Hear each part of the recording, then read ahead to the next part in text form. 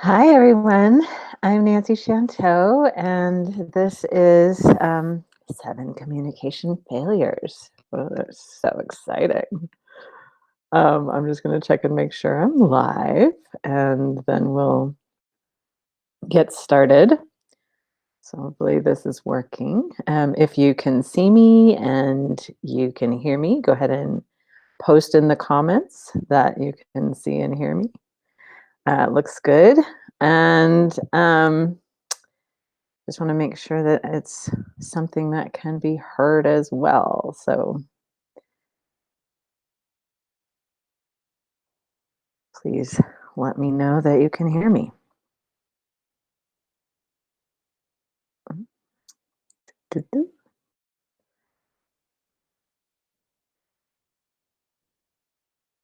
Hopefully this is working.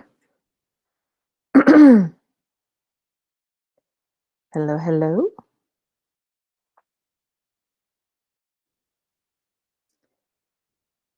Let's see. I don't see a comment yet, but y'all are joining in. So there's Sarah. You can hear me. Thumbs up. Yay.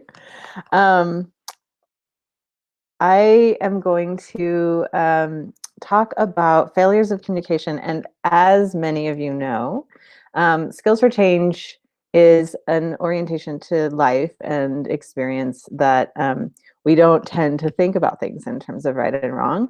And I use the word failure because I wanted to contrast it with the word success. And for me, success is something where we're satisfied with it. We're happy with how things go. And failure would be something we're dissatisfied with and we're not happy with how things go.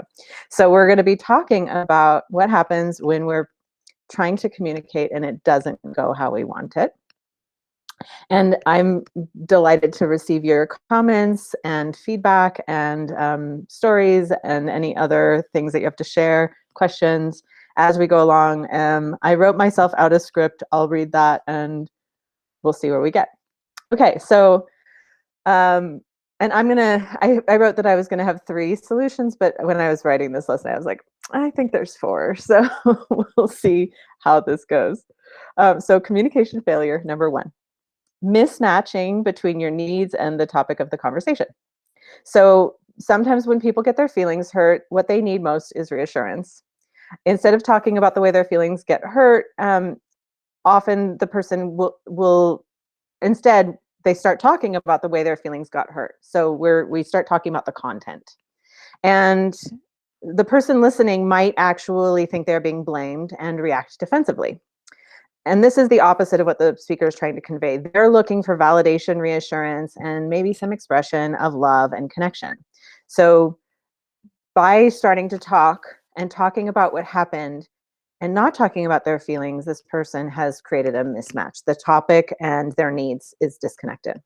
So I'm going to go on to the second point of failure because the solution is the same. So communication failure number 2, we think that conversation can solve a problem when the problem isn't a communication problem. So sometimes we wish the other person would want the same thing that we want. On many occasions, I've gone on long road trips with people who run substantially warmer or cooler than I do. So we can talk and talk and talk about the right temperature for the car when the solution is that we need to figure out some maximum and minimum temperature that will work for both of us. Sometimes I might need to add layers or open the window next to me. Talking about it helps us understand what each person prefers and can tolerate in terms of temperature, and the solution is to put on a sweater. So not exactly a communication problem. So solution number 1 is to ask for 100% of what you want. It can be very tempting to start a conversation without knowing what you want to get out of it. It's much more likely to go well if you take a few minutes, figure out 100% of what you want before you begin. In the hurt feelings conversation, if I can say, my feelings are hurt, I'd love some comfort and reassurance. Can I tell you about my ouch and get some validation, reassurance, and a hug? I'm much more likely to get what I want. That way, if the person doesn't have those things to offer, they can respond with a counteroffer, like having a conversation later or a hug or reassurance without the conversation. Similarly, when we think the conversation can solve the problem and the problem is actually structural, we're going to need to come up with a structural solution. And the way to come up with a structural solution is for us to gather the information. What's 100% of what I want? What's 100% of what you want? If we don't share 100%, When we're actually talking, the conversation can't address the issue. Now, sharing our 100% through communication could. So you could see how the solution isn't the conversation. The solution is the actual result and how we're dealing with the differences in our needs, not actually talking to each other about it. The fact that we're sharing space is requiring us to talk. Sometimes we might have something to happen where there isn't a sharing of space, and even just figuring out 100% would help us get what we need because we can take care of ourselves. Okay, so this is how this is going to go. We're going to go on to communication failure number 3.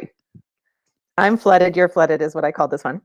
John Gottman, the founder of the Love Lab and author of 7 Principles for Making Marriage Work, calls the state of emotional and physical distress caused by our instinctual fight, flight, survival responses being flooded.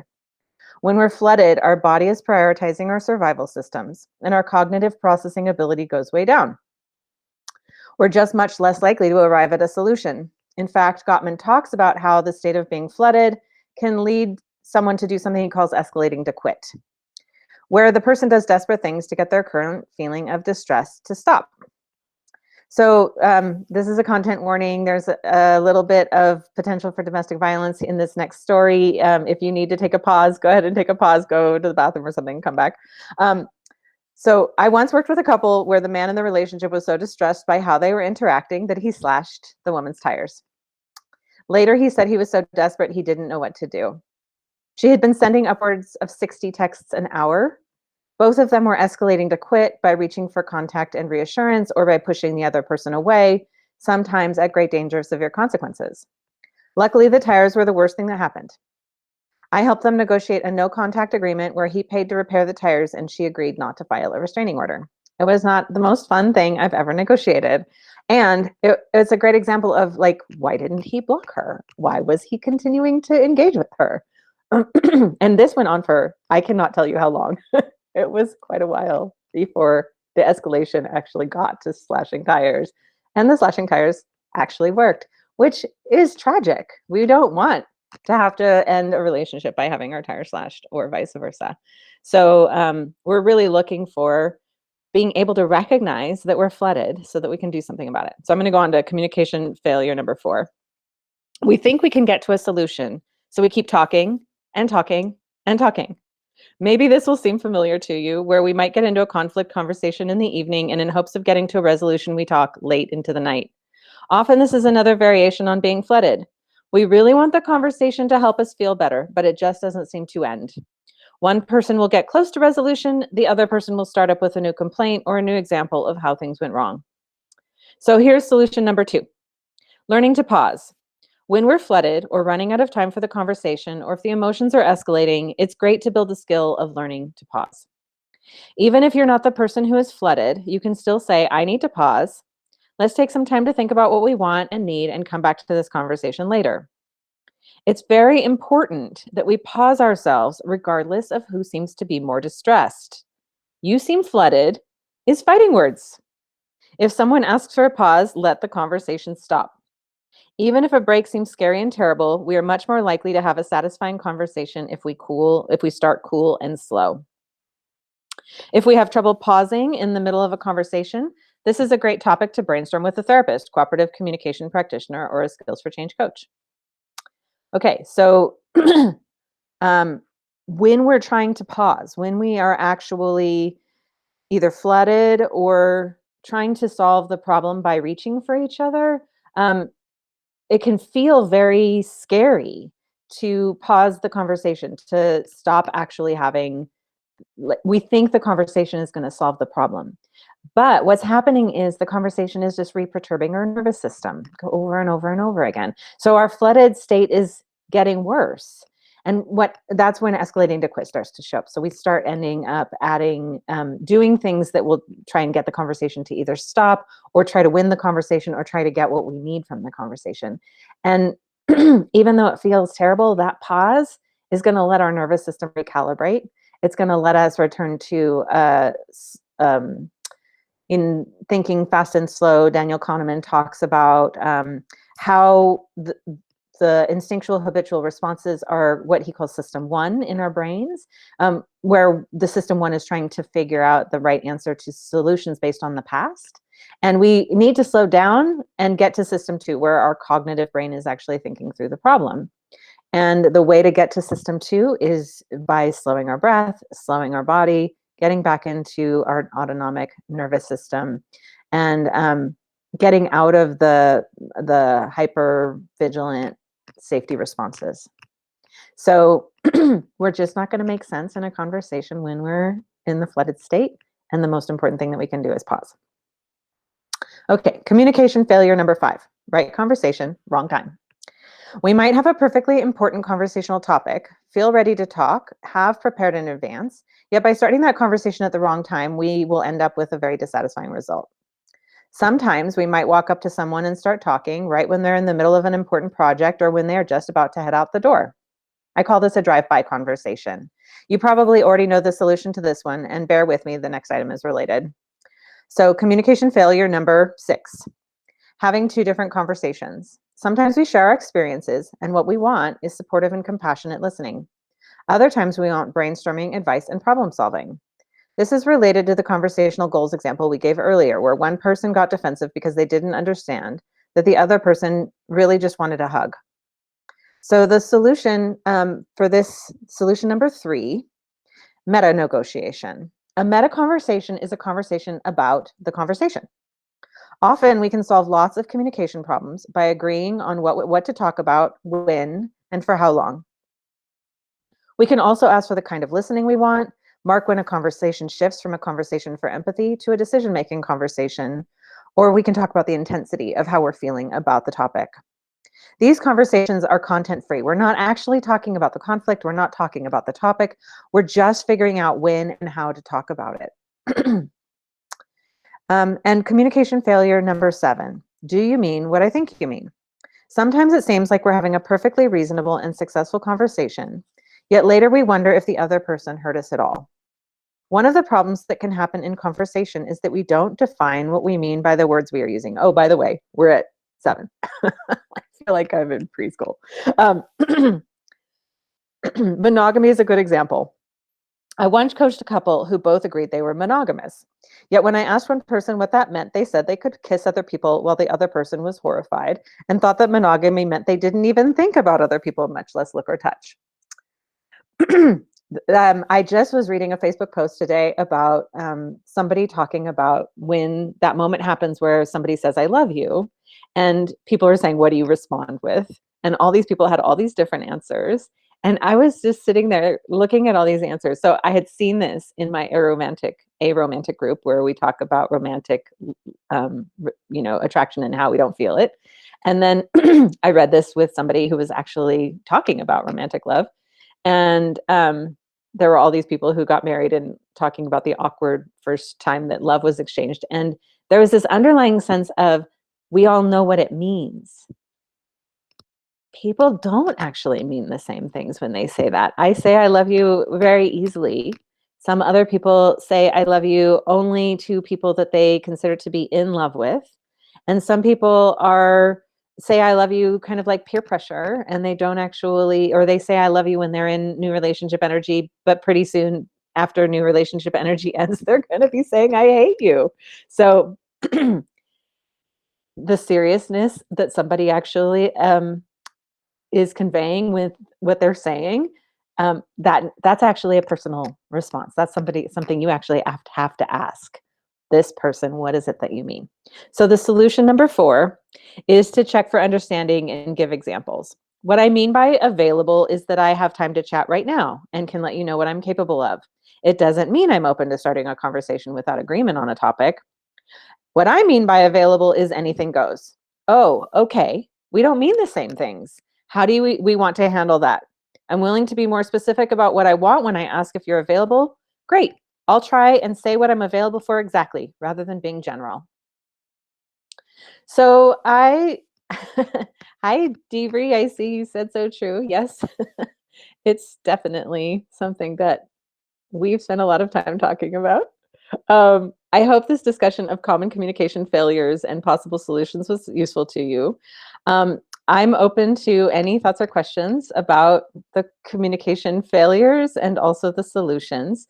And I am coming on to Facebook Live in part because I wanted to talk to you about the fact that I have set myself the audacious goal of training 10,000 trainers by 2031.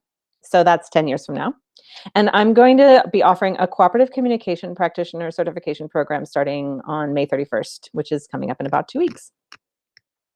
And I have a bunch of bonuses coming. There's going to be 60-minute bonus pod call with learning pod leaders Thea Beeling and Torin Lee on Saturday, May 22nd at 9 a.m. That's this coming up Saturday. And if you're signed up for the program, you will get an invitation for the call already.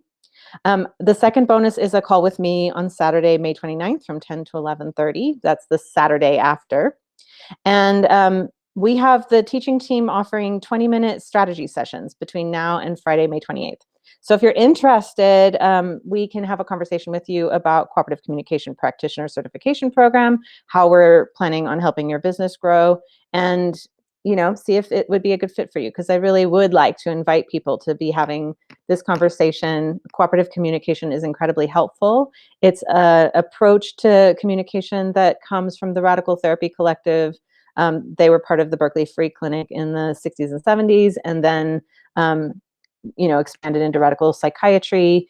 And eventually, when Julia Kelleher was trained, we took on a lot of that theory and evolved it in Skills for Change. So we're very interested in how power and the body affect what we're doing when we're communicating.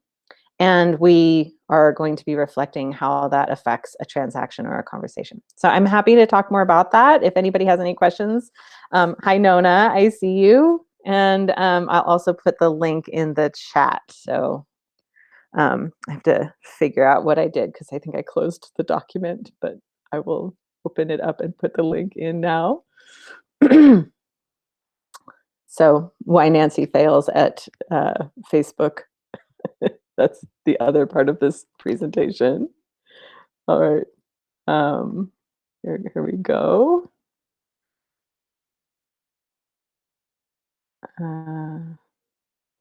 Where is it?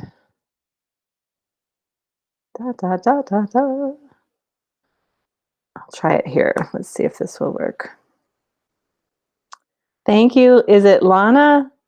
Thank you, Lana. I really like my glasses too. They have stripes. Yeah. All right. Yeah, this worked. That's great.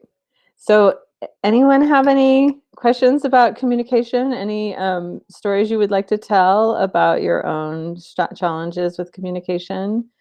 I was having a conversation about idealism and how idealism in a conversation, we actually try and solve our problems with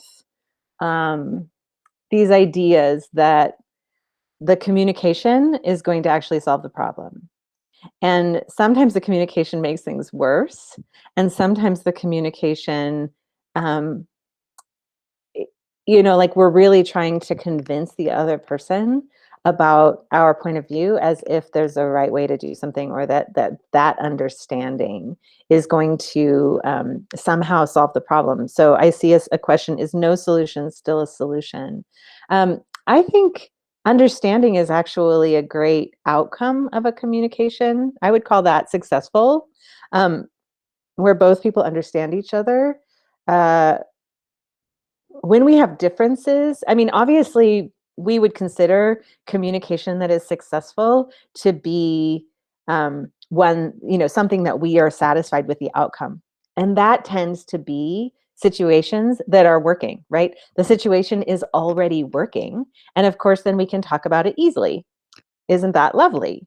But when something is hard, when we actually have differences, contradictory, competing needs, those differences, a conversation about them is not necessarily going to be easy, because we're expecting the conversation to solve the problem.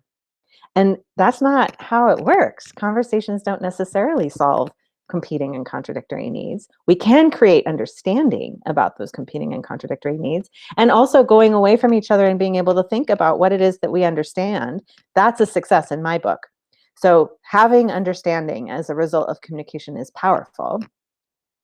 And when we are producing that understanding, we still might have to come back to what is 100% of what I want, what's 100% of what you want. Is there actually any crossover? And if there's not any crossover, that might not be the right thing for us to be trying to do together. And a lot of the pressure that we end up putting on relationships and conversations is coming from entanglement, the way that we entangle our lives with each other, the way that we entangle space with each other, the way that we entangle resources with each other. And as soon as that happens, now we need to talk about power. Who has the power over the time, the space, and the resources? And if we don't talk about those things, very often we're going to end up with somebody feeling like they've been taken advantage of or exploited, or there is something wrong with how they're being treated because they don't have their autonomy anymore. And the problem isn't the communication. The problem is all of those underlying pieces, and being able to make that obvious so that we can accept the unacceptable and then decide what are we going to do about that. That's a there's a lot more than communication that's going to address that, right? I see you, Sierra. Yes. So yes, the time apart or pause have been helpful for me in my relations. And the scary part is not knowing how the other is dealing or feeling. And especially when people are flooded, finding out how somebody is dealing might actually be scarier than not knowing. So part of this is being able to develop our ability to tolerate not knowing. Okay, Lana, let's see. I have a hard time at times with one of my partners ending a convo with loving affirmation. We process differently as everyone does, and I often don't, I can show this. We often don't receive the physical touch, words of affirmation that I'm searching for. I'm trying to find ways to soothe myself. So the partner is ending a convo with loving affirmation, but it doesn't work for you, or they're not ending it with affirmation, and that's what you need. I am a hard time telling what's going on. Some people are bad at giving words of affirmation. It is a skill. Um, One of the things that we do in Skills for Change is practice appreciations. We teach people how to do that. It's helpful to remember that appreciations are stories, and that sometimes we can ask for a specific appreciation, and getting it will be exactly what we needed, and the person might be willing to do that. And sometimes people will feel like, oh, I'm forcing something, I'm saying something that's not true for me. And if that's the case, then what we really want to focus on is, like, you know is their ability to give affirmation or not give affirmation actually something that has to do with them? Is it something that they want to feel authentically before they share? Is it something that they struggle to articulate? What other ways can they show their appreciation and love? And is that something they're willing to develop? And if it isn't, what can you do for yourself? And I see you saying, I'm trying to find ways to soothe myself. Even if what you really want at the end is a hug or a squeezing, or you might be having a contact drop afterwards, where the high contact and the feeling of being loved and cared for, when you're alone, it actually feels like you've been abandoned. Those kinds of situations, it would be really interesting to try some things and find out whether or not any of them worked. So one idea I might have would be to get a blanket and squeeze yourself with the blanket and see whether or not you giving yourself some contact is helpful. Or maybe the person, even though they don't want to hug, would be willing to stand back to back with you. That's usually kind of unusual, and something that somebody might be willing to do. And then you can remember that feeling of having somebody at your back, like, hey, I'm here, and even though I didn't give you that hug that you wanted, I'm willing to put my back behind your back just to remind you that I'm here. And then I'll come back. Some people, like, that moment, that departure moment, might actually be hard for them to stay in. And so they might be like, they were out 5 minutes ago and they're just trying to get out the door. And then maybe you could be looking for that reassurance earlier in the point of contact. So like maybe an hour or 2 hours before departure, you could get all the hugs and kisses that you wanted. And then maybe even have like separate departure, like a half an hour where you're in separate rooms, or like the person can just get out when they're ready. And part of this has to do with figuring out your 100% and the other person's 100% what they're capable of. So I would definitely brainstorm a little bit about what's going on and what's hard and whether or not that's even available and what you can do if it's not. Okay, here's another one. Let's see. Sarah Russell says, I know it can be challenging for people to feel that a pause can actually be a way to reset the nervous system versus a spiral into fear and worst case scenario catastrophizing, which is so depleting. Yes, it is. It can be very difficult for people to pause because their system is in distress. There's been a lot of talk about co-regulation, and I think co-regulation is an interesting idea. And I just want to recognize that if we're pausing and then initiating co-regulation, we would need to stop all the perturbing. We might be able, like two people might actually be able to co-regulate in the middle of having distress if they don't talk. Like if we just say, okay, we're going into nonverbal for 15 minutes and we can cuddle, we can sit back to back, we can sit quietly together, but we're not actually going to continue to talk about this topic. So it's possible that there could be some co-regulation, but I really want to when people are having trouble, oftentimes the flooded causes people to really exaggerate their stories about what's going on, and our stories can be filled with internalized oppression. And we like to talk about internalized oppression as being dualistic. So it's going to be right or wrong, good or bad, instead of right for me, right for you, wrong for me, wrong for you, depending on the context. So we're really trying to move toward a situation where when people are um, flooded, we're trying to get the feelings of powerlessness to stop, and our feelings of powerlessness get wired together with our fight flight response. So whatever our fight flight response is, we're actually trying to get that feeling of floodedness to end. And the our internalized oppression has also gotten wired in with our fight flight response. And a flooded state, we're much less likely to be able to have complex thoughts or to be able to express ourselves clearly, to ask for what we want clearly. We're much better off, even if you stay together, stop the talking. So it's a situation where more conversation can cause more problems instead of solutions. Even though it feels like if we don't keep talking, we're going to go away. And then the scary thing people are feeling or dealing in a way that we're going to end up in a breakup, or we're going to end up in being parted. Here's Tom.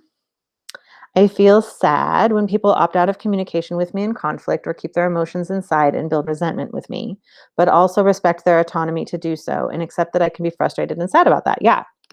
If somebody is not able to communicate with us when they're feeling upset, um, you know, the, they are not able.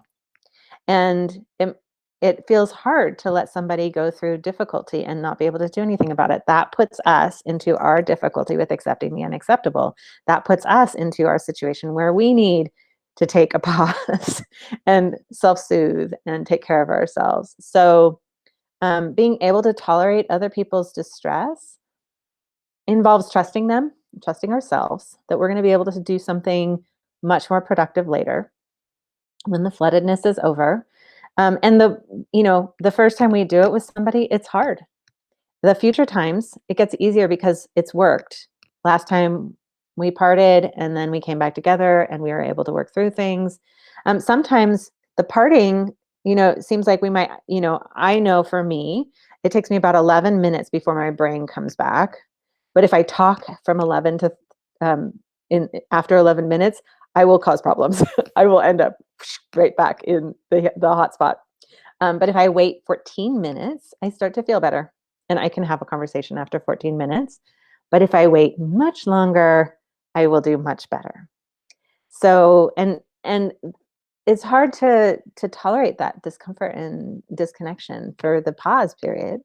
And it's much less likely to be successful if we don't let our nervous system recalibrate. I know for me, if I do the laundry, I will recalibrate. Like that process takes 30, 40 minutes. And that recalibration is actually I get much deeper. I keep on noticing my breathing dropping another level and another level. And sometimes people will go apart because there was some distress, and they won't come back together for maybe another 3 weeks or a month, and it can feel really sad and disconnected and hard. And one of the things I've helped people figure out is maybe they could write each other a letter of reassurance so that you can read the letter.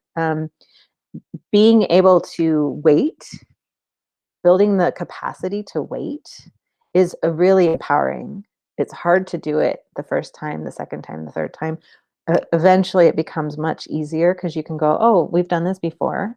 We've come back together. And we are much more able to express ourselves and actually reconnect and repair when we give ourselves that amount of time.